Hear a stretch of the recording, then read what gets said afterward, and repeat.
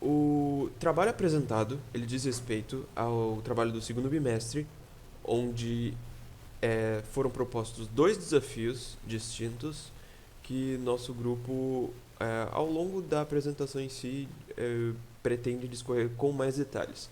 Inicialmente, a respeito do desafio 1, nosso dataset escolhido foi esse de recomendação de tipos de plantação, que nós pensamos que a agricultura inteligente ela vem crescendo exponencialmente e achou de grande serventia esse dataset, além do que ele se enquadra dentro dos requisitos pedidos de respectivos dataset na categoria de agro.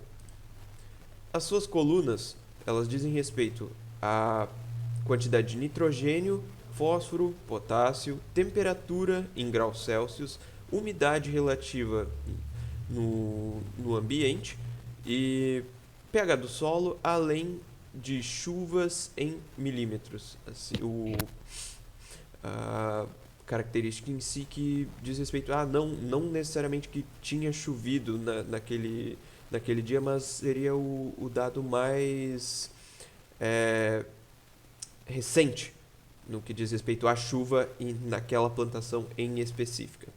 São aproximadamente 22 tipos de culturas possíveis de recomendação, sendo majoritariamente grãos. Mas mais detalhes da implementação do nosso Multilayer Perceptron para a abordagem desse problema classificatório vão ser discorridos a seguir. Então, basicamente eu vou explicar como que foi o nosso código, né? Como que a gente desenvolveu o nosso notebook. Primeiro a gente tem a importação das bibliotecas, que é padrão do Colab, né? A gente importa antes. Logo abaixo, a gente tem a verificação inicial do dataset e os tipos de dados.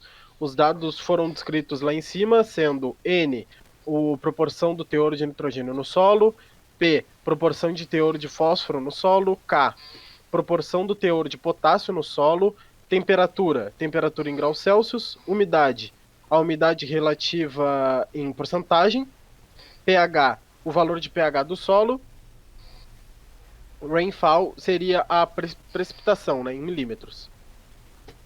Então, descendo um pouco mais, a gente tem a verificação dos tipos de culturas disponíveis nessa célula, onde a gente tem ali rice, maize, chickpea, kidney beans, etc. A gente tem os tipos de culturas disponíveis. Mais abaixo, a partir da transformação de dados em texto para numéricos, né? A gente tem a nossa primeira parte do tratamento dos dados da nossa variável target, que é onde nós transformamos os dados em formato de texto para numérico de 0 a 21. Abaixo nessa coluna a gente tem uma breve análise das colunas numéricas do nosso dataset, né, que já foi explicado anteriormente. No modelo de rede neural, no comentário modelo de rede neural, a gente começa a construção do nosso modelo. Basicamente, a gente tem a criação do nosso modelo, que é um objeto de modelo sequencial é criado. O modelo sequencial é a maneira mais simples de construir uma rede neural em Keras, onde as camadas são adicionadas uma após a outra. Depois nós temos a adição da primeira camada densa, que a primeira camada densa é adicionada ao modelo com 30 neurônios. A função de ativação ReLU é usada para introduzir a não linearidade na camada. Depois a gente tem a segunda camada densa, que é uma segunda camada que é adicionada ao modelo com 30 neurônios também, e a função também de ativação no ReLU. Depois a gente tem a terceira camada densa, que segue os mesmos parâmetros das duas anteriores. E depois a gente tem a adição da camada de saída, que é a camada densa final, que ela é adicionada com um modelo de 22 neurônios, que no caso vai corresponder a 22 classes diferentes da nossa saída, né? A função de ativação softmax, a gente utiliza ela para obter as probabilidades de saída normalizadas. Após isso, a gente tem a compilação do nosso modelo, que o modelo é compilado com a função de perda categórica Cosentropy, que é adequada para problemas de classificação com várias classes. A gente tem um otimizador SGD, que seria o gradiente descendente estocástico, e ele vai ser utilizado para ajustar os pesos da rede durante o nosso treinamento. A gente vai usar ele durante o treinamento da nossa rede. E a métrica de avaliação definida é a accuracy, que seria a acurácia, né? Que mede a precisão do modelo durante o treinamento e durante o teste. Abaixo, em separação de variáveis, a gente tem diz respeito à separação das nossas variáveis dependentes e independentes. E ao final a gente separa os dados entre treino e teste, 33% para teste e 67% para treino. No treinamento de modelo é onde a gente vai treinar o modelo com lote de cada época de 100 unidades, 1000 épocas totais de treinamento e dados de validação ativados. E aí a gente vai ter, ao final das 1000 épocas, né? A gente vai ter o resultado de acurácia final do nosso treinamento, com o Arthur vai descer aí até o final. E tem o resultado final do nosso treinamento, do nosso dataset. Do primeiro desafio, a gente fica por aqui. Agora o Arthur vai introduzir sobre o segundo desafio novamente. Obrigado, André. Bom, no que diz respeito ao nosso segundo desafio, ele especificamente é num problema de imagens com a aplicação relacionada à área da saúde, onde a gente vai ter 3 tipos de tumor cerebral e dentro deles, das imagens que a gente obteve nesse dataset, a gente criou uma rede neural convolucional para tratar desse respectivo problema e na identificação desses 3 tipos de tumores possíveis que o dataset nos traz. Então, aí o Gabriel pode falar mais a respeito. Eu vou falar sobre a parte do código, como ficou o código da classificação dos tumores. Inicialmente, como ficou lá no desafio 1, também tem a importação das bibliotecas, que é normal, a gente precisa para fazer todas as nossas funções no Python. Agora, baixando um pouquinho mais ali, que o Arthur já está mostrando. Ele carrega os dados de treinamento, carrega os labels e vai verificar o tamanho das imagens, que a gente vai precisar saber o tamanho das imagens para fazer nossas operações também. Pode chegar um pouco mais para baixo, Arthur? Aí tem uma imagem de exemplo, mostrando uma das imagens de que vai ser usado para fazer nosso teste do tumor cerebral. Pode baixar mais, Arthur. E agora a gente faz a conversão de todas as imagens para um tom de cinza, para ficar meio um pouco mais fácil para a rede neural poder aprender sobre o que é essa mudança no cérebro, basicamente. E ali também está mostrando outra imagem. Pode baixar um pouquinho mais, Arthur.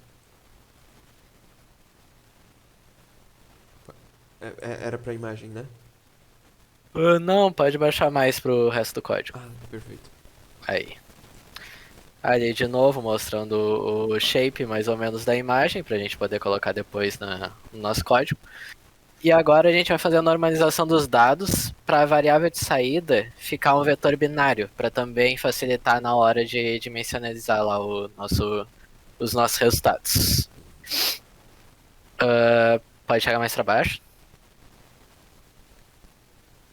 Agora a gente vai também dividir os dados entre treino e teste, normalmente, como qualquer outra análise de dados, fazendo x-train, x-teste, y-train, y-teste. Chega mais para baixo. E agora sim a gente vai criar a nossa rede neural. A rede neural, ela vai ter principalmente a primeira camada, que é em Conv 2D, que vai ter 32 filtros e um tamanho de kernel 5, que vai pegar o input shape das nossas imagens que a gente visualizou anteriormente. Com isso daí, claro, ia ficar muito grande se fosse só isso. Então a gente usa o Maxpooling 2D para tentar dar uma filtrada no tamanho que vai sair para reduzir basicamente a dimensionalidade de saída. Ali primeiro com 64 filtros, depois 128 filtros. A gente repete o Conv 2D, depois o Maxpooling. Mais para baixo, a gente vai usar o Flatten, que também é para converter as saídas em uma única dimensão. Depois também vamos usar o Dense, que vai ter 1024.512 neurônios. E aí depois, para evitar o overfitting, a gente vai usar a camada de dropout, que vai ter uma taxa de 0,5 depois de uma camada, mais ou menos. E a camada final, para a gente fazer nosso teste principal, é uma Dense com 3 neurônios, que vai ser usada a função softmax ali, básico.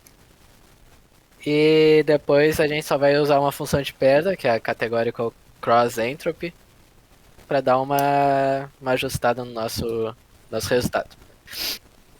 Agora, com o modelo pronto, a gente pode compilar ele e treinar ele para ver os dados e como vai ser, no final vai ser classificado, com 10 épocas aí, que o Arthur está mostrando.